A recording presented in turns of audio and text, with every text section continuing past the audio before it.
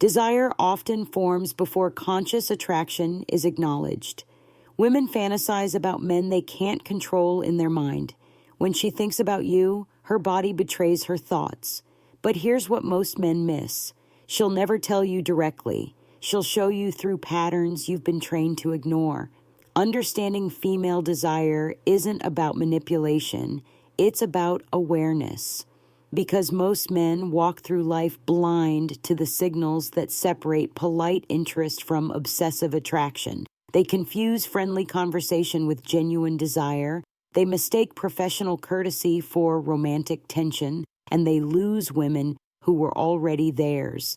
The truth is uncomfortable. Women experience attraction in layers. Surface attraction is common. Physical chemistry is frequent. But psychological obsession, that's rare. And when it happens, it rewrites her internal narrative about you. She starts creating scenarios in her mind where you exist, where you matter, where you're present even when you're absent. This isn't about ego. It's about recognizing when a woman has elevated you beyond the ordinary men in her orbit. Because when she fantasizes about you, she's not just imagining physical intimacy. She's rehearsing emotional connection, testing compatibility, building a future that doesn't exist yet. And she's doing all of this without your permission. The stakes are simple. If you can't read these signs, you'll misinterpret her behavior. You'll treat genuine desire like casual friendliness. You'll apply logic to emotional complexity. And you'll watch her eventually redirect that energy towards someone who understands the game she's not even aware she's playing. This matters because desire is fleeting, fantasy is powerful, but it fades without reinforcement. If you don't recognize when you occupy mental real estate in her mind, you can't build on that foundation. You can't escalate. You can't transition from her imagination into her reality. So pay attention, because what I'm about to show you isn't obvious. It's buried in micro behaviors, in linguistic patterns, in emotional contradictions that reveal more than any direct confession ever could. Behavioral psychology has studied attraction for decades, and the data is clear. When someone becomes the subject of romantic or sexual fantasy, their brain activity changes. The prefrontal cortex shows increased activation when processing information about that person. The reward system lights up at unexpected mentions of their name. Memory. Consolidation strengthens around interactions with them. This isn't metaphor, it's neurochemistry. When she fantasizes about you, her brain is quite literally rewiring itself to prioritize you. Dopamine release patterns shift. Attention mechanisms recalibrate. And her behavior, conscious and unconscious, begins to reflect this internal transformation. The challenge is that most of these signals are supple. Evolution designed women to conceal overt displays of desire in certain contexts. Social survival often depended on discretion, so the signs manifest indirectly through body language inconsistencies, conversation patterns, proximity management, and emotional regulation failures. She won't announce her thoughts, but she can't completely hide them either. Picture this. The room is dimly lit. You're sitting across from her. Maybe it's a coffee shop. Maybe it's a quiet bar. Maybe it's just a moment stolen between the chaos of ordinary life. She's talking, but there's something underneath the words. Attention you can't quite name. A weight to her attention that feels different from every other conversation you've had with anyone else. You've felt this before, but you've dismissed it. Tonight, you won't, because you're about to learn what her unconscious mind is revealing about her internal world. The world where you exist in ways you haven't earned yet. The world where she's already decided things about you that her conscious mind hasn't caught up to. Let's decode the 6 signs slowly, carefully, because missing even one means missing the entire map. Sig 1, she creates reasons to touch you, but only in socially acceptable ways. Physical touch is a negotiation. Most people respect boundaries automatically. They maintain the social distance that context demands. Professional settings require one thing. Casual friendships require another. Romantic interest requires permission that hasn't been granted yet. But when she's fantasizing about you, her body betrays discipline. She'll find excuses. A hand on your arm when she laughs, fingers brushing yours when she passes you something, leaning in closer than necessary when you speak, adjusting your collar or touching your shoulder under the guise of emphasis. These aren't accidents, they're exploratory touches. Her unconscious mind is testing what physical contact with you feels like. She's gathering sensory data to fuel the mental scenario she's building. Because fantasy requires memory, texture, warmth, presence, and she needs to remember what you feel like. Watch how she touches other people. Does she do this with everyone or just you? If it's isolated behavior, if her physical boundary shifts specifically in your presence, you've become an exception. And exceptions reveal preference. They reveal mental preoccupation. The psychology here is straightforward. Touch releases oxytocin. Her brain is chemically bonding her to you, one small contact at a time. She's not doing this consciously. She's following impulses that stem from fantasy bleeding into reality. And the more she touches you, the more she wants to touch you. It's a loop, one you can recognize if you're paying attention. Sign 22. Her laughter around you is different. Louder, longer, more unguarded. Laughter is social currency, but it's also emotional. Leakage. When a woman laughs at your jokes, the way she laughs at no one else's. When she finds humor in statements that aren't objectively funny, when her laughter lasts longer than the moment warrants, she's not responding to comedy. She's responding to you. Fantasy creates emotional availability. When she's mentally rehearsing scenarios with you, her guard lowers. Her emotional responses become exaggerated because she's already emotionally invested in a version of you that exists in her mind. So, she laughs harder. She smiles more openly. She allows herself to be vulnerable in small ways that signal internal permission. Permission she's granted herself to imagine more with you than what's currently happening. This isn't about being funny. It's about being him, the man she's assigned significance to in her private thoughts. Studies on attraction show that women display exaggerated positive affect around men they're romantically interested in. It's an unconscious signaling mechanism, an invitation hidden in emotional generosity. Compare her laughter in your presence to how she laughs with others. Is there a qualitative difference? Does her body language open when she laughs with you? Head tilted back, shoulders relaxed, eye contact sustained?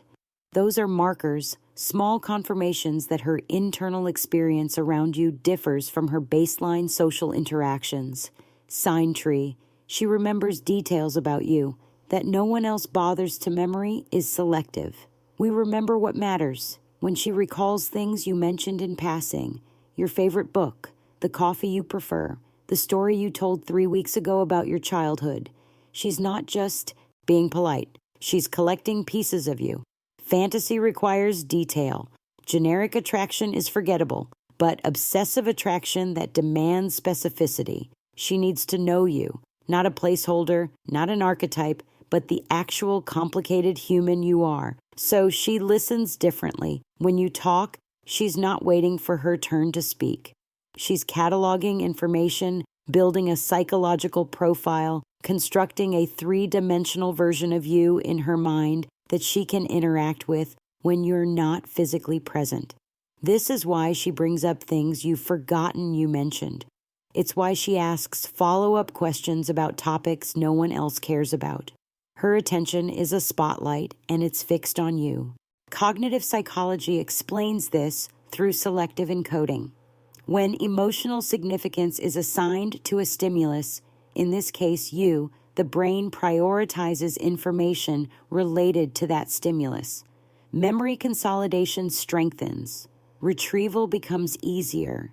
She remembers because you matter, and mattering is the foundation of fantasy. Without detail, fantasy collapses into generic daydreaming, but with specificity, it becomes immersive. It becomes something she can return to repeatedly, something that feels real even though it isn't. SISIEZ, for she finds excuses to be in your physical space repeatedly. Proximity is intentional. People avoid spaces occupied by individuals they're indifferent to. They optimize their environment for comfort and convenience. But when someone shows up in your space repeatedly, especially when there's no logical reason, they're manufacturing opportunities. She'll suddenly need to grab coffee at the same place you frequent.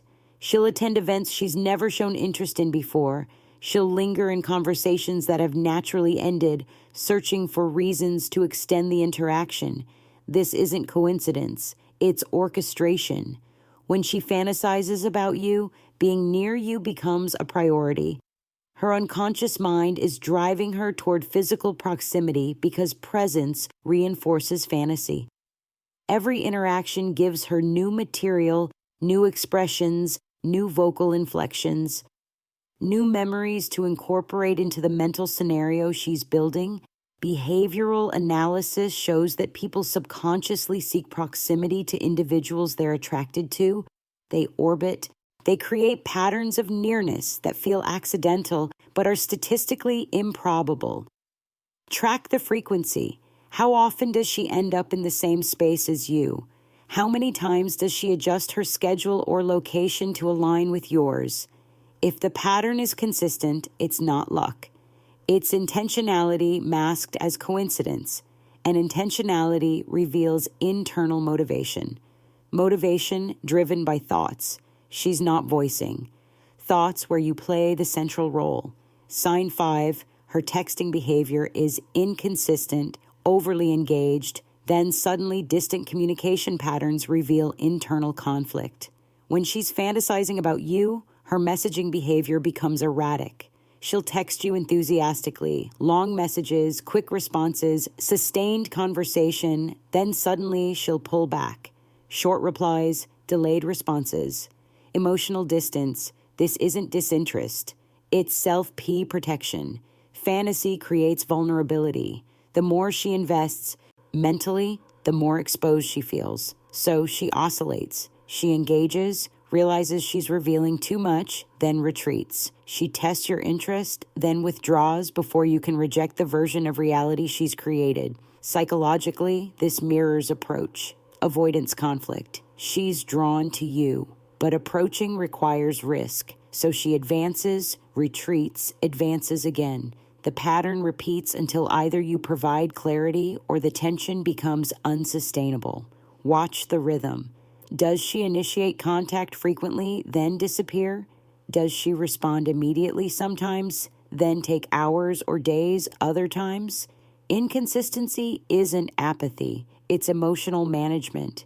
She's trying to balance desire with self-preservation. And that balance is difficult to maintain when you occupy significant mental space. Her texts aren't just messages. The negotiations between who she wants to be with you and who she's afraid to reveal. SI sign 6. She asks questions about your relationship status. Indirectly, direct questions reveal intent, but indirect questions reveal preoccupation. When she's fantasizing about you, she needs to know if you're available. Not because she's ready to act, but because fantasy requires believability. If you're unavailable, the scenario she's building collapses under the weight of impossibility. So she probes. She'll ask about your weekend plans, listening for references to a partner. She'll mention relationships in general conversation, gauging your responses. She'll casually inquire about what you look for in someone, mapping herself against your stated preferences. These aren't random topics. They're intelligence gathering. Linguistic analysis shows that people fixated on romantic possibilities with someone will steer conversations toward relationship, adjacent topics repeatedly. They're testing waters without committing to the swim. Notice the frequency. How often does she circle back to your romantic life? How many times does she create openings for you to reveal your availability? If the pattern is persistent, it's because the answer matters. It matters because her internal world has already placed you in scenarios that require your availability to sustain. Without confirmation, those scenarios remain uncertain. And uncertainty is uncomfortable when someone has already invested emotionally in a specific outcome. She's not just curious, she's preparing. Preparing for a reality where her fantasy could transition into something tangible, something she doesn't have to imagine anymore. Fantasy is powerful, but it's also fragile. These 6 signs reveal a woman whose internal world has made space for you, who has elevated you beyond casual interest into genuine preoccupation, who thinks about you when you're not there, who rehearses conversations before they happen, who imagines futures that don't exist yet. But here's the truth most men need to hear. Recognition isn't enough. If you see these signs and do nothing, the fantasy will eventually fade because fantasy requires fuel. It needs reinforcement. It needs escalation. Without forward movement, her mind will eventually redirect that energy elsewhere towards someone who acts towards someone who understands the desire as a window, not a permanent door. So what do? You reciprocate with intention. You match her investment. You create the reality she's been imagining, but carefully, because rushing kills tension, and tension is what makes desire sustainable.